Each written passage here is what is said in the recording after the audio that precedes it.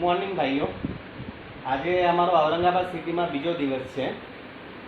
કાલે રાતે બીબીકા મકબરા જોઈને અમે ઓલમોસ્ટ 7:30-8 વાગે અમારી હોટલે આવી ગયા હતા. અમારું હોટલનું નામ છે ધ વિઝાર્ડ પેલેસ. સારી એવી હોટલ છે, માર્કેટ એરિયામાં છે. હોટલના રૂમ પણ એકદમ નીટ એન્ડ ક્લીન અને હાઇજીન મેન્ટેન કરે છે એ લોકો. સારી એવી હોટલ છે, સ્ટે કરાય એવું છે. અને માર્કેટ એરિયામાં જ છે ને, તો નિયર બાય તમને બહાર નીકળતાની સાથે વેજીટેરિયન નોન વેજીટેરિયન બધી આઇટમો તમને જમવાની મળી રહેશે. પછી રાતે અમે આરામ કર્યો. આરામ કરીને અર્લી મોર્નિંગ અમે 6 વાગે ઉઠીને 7:30 વાગ્યા સુધી ફ્રેશ થઈ ગયા છીએ અને અમે નીકળ્યા છીએ અમારા નેક્સ્ટ ડેસ્ટિનેશન ઇલોરા કેવ માટે. તો જઈએ, કેવું છે શું છે તમને વિડીયોમાં હું બતાવીશ. અમારી સાથે એક્સપ્લોર કરો ઇલોરા કેવ. આજે ઘણી બધી જગ્યાઓ ફરવાની છે, 5 થી 6 પ્લેસીસ અમારા એક્સપ્લોર કરવાની છે.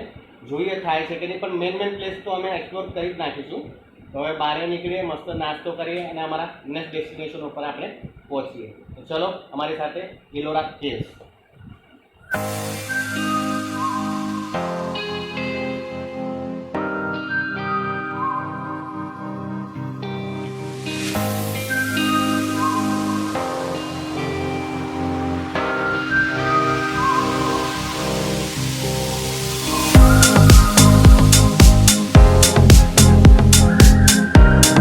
ફાઇનલી અમે હોટલથી બહાર નીકળ્યા અને હોટલથી બહાર નીકળીને એલોરા કેવ્સ જવા માટે તમારી પાસે 2 ઓપ્શન છે.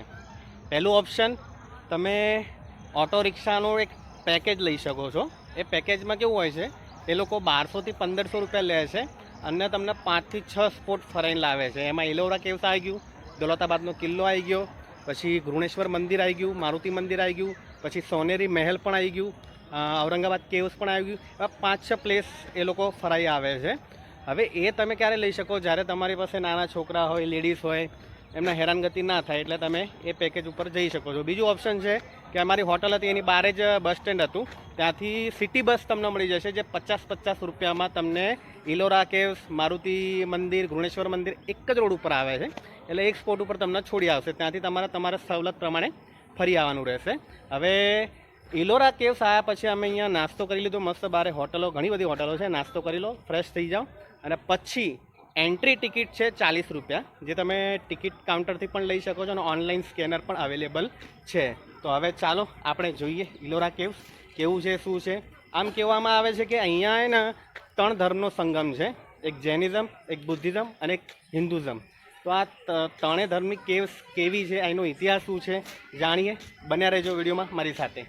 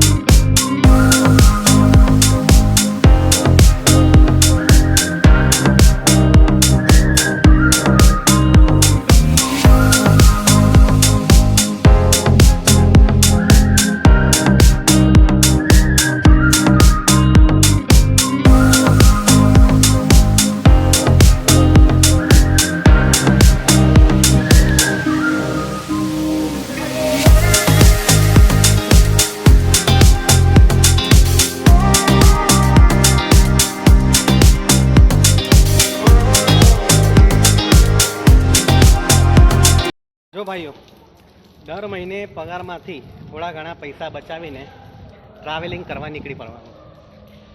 જરૂરી નથી કે તમે હાઈ બજેટમાં જાઓ, નોર્મલ બજેટમાં પણ ટ્રાવેલિંગ થાય જ છે. Traveling is the best meditation to healing your body and mind. તો ટ્રાવેલિંગ જરૂરી છે. ટ્રાવેલિંગ કરવાથી તમારા અલગ અલગ જાતની પરંપરા, સંસ્કૃતિ, ભાષાનું નોલેજ મળે છે. કહેવાય ને કે ઘાટનો પાણી પીધેલો માણસ એવું થઈ જવાય. બાકી ટેન્શન તો આજે છે, કાલે છે અને પરમ દિવસે તો વધારે જ છે ટેન્શન. એટલે મસ્ત માઉન્ટેન ડ્યુ પીવો, શાકાલાકા બૂમ બૂમ કરો અને નીકળી જ પડો ટ્રાવેલિંગમાં. પછી ભલેના સોલો ટ્રીપ હોય, ફ્રેન્ડ સાથે હોય, ફાધર, મધર, સિસ્ટર, બ્રધર, જેની પણ સાથે હોય નીકળી પડો. હું તો એકલા નીકળી પડો, કોઈ ના આવે તો. ઘણા બધા હું જોઉં છું ફોરેન લોકો એકલા આવ્યા છે, ઇન્ડિયન લોકો પણ ઘણા બધા છોકરીઓ છોકરાઓ એકલા આવ્યા છે. એટલે બહુ જોવાનું છે ભારત દેશમાં. એટલે આવો અને એન્જોય કરો. ફાઇનલી અમે ઇલોરા કેવ્સમાં એન્ટ્રી લીધા પછી એન્ટ્રી ટિકિટ ચાર્જ છે અહીંયા ₹40 પર પર્સન. અને એન્ટ્રી લીધા પછી સેન્ટરમાં જ એક મેન એટ્રેક્શન આવે છે, એ છે કૈલાશ ટેમ્પલ. બહુ સુંદર ટેમ્પલ છે. શંકર મહાદેવ, આપણા શંકર ભગવાન અને પાર્વતીજીની જે વિવાહ પદ્ધતિ હતી, વિવાહ સોહળો કહેવાય એને, એ છે. પછી રામ અને સીતાજીની જે આખી જીવનગાથા હતી, વનવાસમાં ગયા, રાવણ જોડે યુદ્ધ કર્યું, હનુમાનજીને મળ્યા, ઈચ એન્ડ એવરી વસ્તુ એ લોકોએ પથ્થરમાં કાર્વિંગ કરીને એક શિલ્પકૃતિ આપી છે. બહુ સુંદર રીતે પ્રેઝન્ટ કર્યું છે. પછી સેન્ટરથી લઈને 16 નંબરની ગુફાથી લઈને 15-14 આ રાઈટ સાઈડની ગુફા હિન્દુઝમને લગતી વળગતી છે. એના પછીની 13 નંબરથી લઈને 1 નંબર સુધીની ગુફા બુદ્ધિઝમને લગતી વળગતી છે. એમાં બુદ્ધના મોટા મોટા પ્રાર્થના ગૃહ, પછી બૌદ્ધ ભિક્ષુઓ માટે વિશ્રામ ગૃહ, એ બધું બનાવેલું છે. બહુ સુંદર બુદ્ધની અલગ અલગ મુદ્રાઓમાં મૂર્તિઓ છે. બહુ સુંદર શિલ્પકૃતિ કરીને પ્રેઝન્ટ કર્યું છે. પછી સેન્ટરે ફરીથી આવીને લેફ્ટ સાઈડમાં ગુફા નંબર 29 સુધી બુદ્ધિઝમને લગતી વળગતી બધી ગુફાઓ છે, જેમાં શંકર ભગવાન હોય, શિવલિંગ હોય, કે પછી ગણપતિ દાદાની મૂર્તિ હોય. મસ્ત ગુફામાં એમણે કાર્વિંગ કરેલું છે. અને પછી 30 નંબરથી લઈને 34 નંબર સુધી જૈનિઝમને લગતી વળગતી ગુફાઓ છે. એમાં પણ સેમ સાધના કરવા માટે કે પ્રાર્થના ગૃહો માટે મોટા સભાગૃહ છે. અને મહાવીર એમના જે હતા એમની પણ કલાકૃતિઓ ત્યાં મળી જાય છે.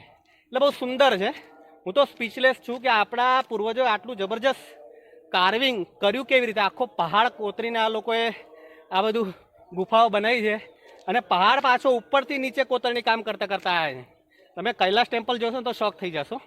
એટલે બહુ સુંદર છે. અમે 9:30 વાગે આવ્યા હતા ને અત્યારે એટલીસ્ટ 2 વાગી ગયા છે. એટલે અમને 4 કલાક જેવું થઈ ગયું છે અહીંયા એક્સપ્લોર કરતાં. હવે આગળ વધીએ આપણા નેક્સ્ટ ડેસ્ટિનેશન પાસે, દૌલતાબાદ ફોર્ટ. ચલો ત્યાં જઈએ, જાણીએ શું છે દૌલતાબાદ ફોર્ટ, એની હિસ્ટ્રી જાણીએ. વિડીયોમાં મારી સાથે બન્યા રહેજો. બાય. મિત્રો ફાઇનલી હું છું અત્યારે દૌલતાબાદ ફોર્ટ ઉપર. અમે ઓલમોસ્ટ કહેવાય ને કે 2:30 વાગ્યાની આસપાસ વેરુળ લેણીથી એટલે ઇલોરા લેણીથી બહાર નીકળ્યા હતા. ત્યાંથી ₹50 નોમિનલ ચાર્જ ઉપર તમને રિક્ષાવાળા દૌલતાબાદ કિલ્લા ઉપર છોડી દેશે. બસ બારે તમને હોટલ મળી રહેશે, તમારે જમવું હોય તો જમી શકો છો. એન્ટ્રી ટિકિટ છે ₹20 પર પર્સન. પણ બહુ ઊંચાઈ ઉપર આ કિલ્લો આવેલો છે, બહુ હાંફી જવાય છે. એટલે ઘરડા લોકોનું તો કામ જ નથી. આ કિલ્લા વિશે તમને હિસ્ટ્રી કહું તો અહીંયા યાદવ કુળનું વંશજ શાસન ચાલતું હતું. અને એ ટાઈમ દરમિયાન અહીંના રાજા બિલ્લમ રાજા કરીને એમને આનું નિર્માણ કર્યું હતું. પછી અહીંના શાસન બદલતા ગયા યાદવ કુળના બીજા રાજા રામદેવરાય, એમના કાળમાં અલાઉદ્દીન ખિલજીએ આના ઉપર હલ્લો એટલે કહેવાય ને કે આક્રમણ કર્યો અને આખો કિલ્લો પોતાના કબજામાં લઈ લીધો હતો. ધેન આફ્ટર અલાઉદ્દીન ખિલજી બધું અહીંનું સોનું નાણું બધું અહીંથી લઈ ગયા હતા. પછી એના આગળના જે નિઝામ હતા એમનું નામ જ છે મોહમ્મદ બિન તુલ્લાક. એને આ દેવગીરી ફોર્ટ નામ હતું આનું યાદવ કુળમાં. એ બદલીને આનું નામ દૌલતાબાદ ફોર્ટ કરી નાખ્યું. અને જે નિઝામ હતા જે મોહમ્મદ બિન તુલ્લાક, એ દિલ્હીની રાજધાની અહીંયા દૌલતાબાદમાં ટ્રાન્સફર કરી હતી. એટલે આ કિલ્લા વિશે તમને કહું ને તો કિલ્લાના રસ્તા વળાંકવાળા બહુ છે, અંધેરી બહુ છે, ભૂલભુલૈયાવાળા બહુ છે. આજુબાજુ નહેર છે અને નહેરમાં મગર રાખવામાં આવતા હતા, જેથી કરીને શત્રુ આવે તો એમને નહેરમાં પડે તો મગર ડાયરેક્ટ એમને મારી નાખે. એટલે બહુ સુંદર કિલ્લો છે, આવા જેવું છે. ઘણા બધા પર્યટકો અહીંયા આવે છે અને ચાર્જ પણ નોમિનલ છે. અને ઉપર આવ્યા પછી તમે અહીંનું વાતાવરણ જો હું તમને બતાવું છું. આ જો કેટલું સુંદર વરસાદી વાતાવરણ છે. આખું દૌલતાબાદ સિટી દેખાય છે અહીંથી. ઔરંગાબાદથી નિયર બાય કહેવાય ને કે 20 થી 22 કિલોમીટર દૂર છે આ. પણ બહુ સુંદર કિલ્લો છે, આવા જેવું છે. તો ચલો હવે આપણે આગળના ડેસ્ટિનેશન ઉપર વધીએ. હવે આગળનું શું ડેસ્ટિનેશન એ હું તમને જણાવું છું. પહેલાં તો અહીંથી નીચે ઉતરીએ. બહુ કહેવાય ને કે થાકી ગયો છું. આ જો સ્કૂલના છોકરાઓ પણ ઉપર પિકનિક તરીકે આવે છે.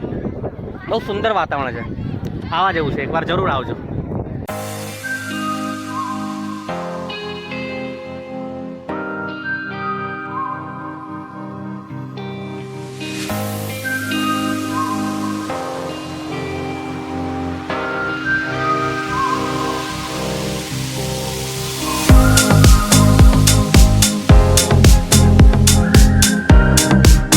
બસ મિત્રો, ફાઇનલી દૌલતાબાદ કિલ્લો એક્સપ્લોર કર્યા પછી અમે ત્યાંથી પ્રાઇવેટ રિક્ષા કરી લીધી હતી 250 રૂપિયામાં, જે અમને અમારા હોટલ સુધી છોડી ગઈ.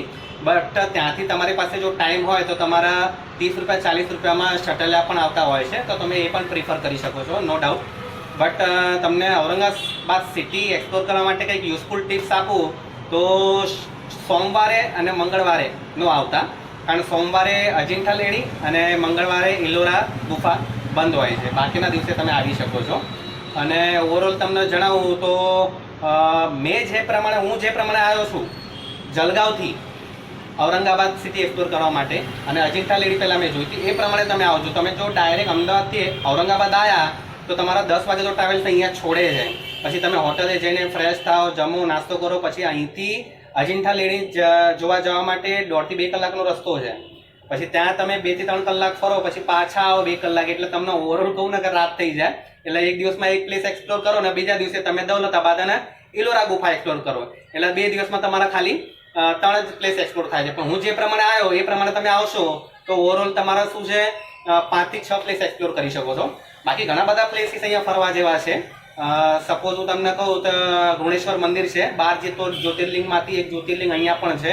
મારુતિ મંદિર છે, ઔરંગાબાદ જે ઔરંગઝેબનો મકબરો છે, શિવાજી મહારાજનું મ્યુઝિયમ છે જેમાં શિવાજી મહારાજની બધી વસ્તુ મૂકેલી છે, સોનેરી મહેલ છે, ઘણી બધી વસ્તુઓ છે ફરવા જેવી અહીંયા પ્લેસ.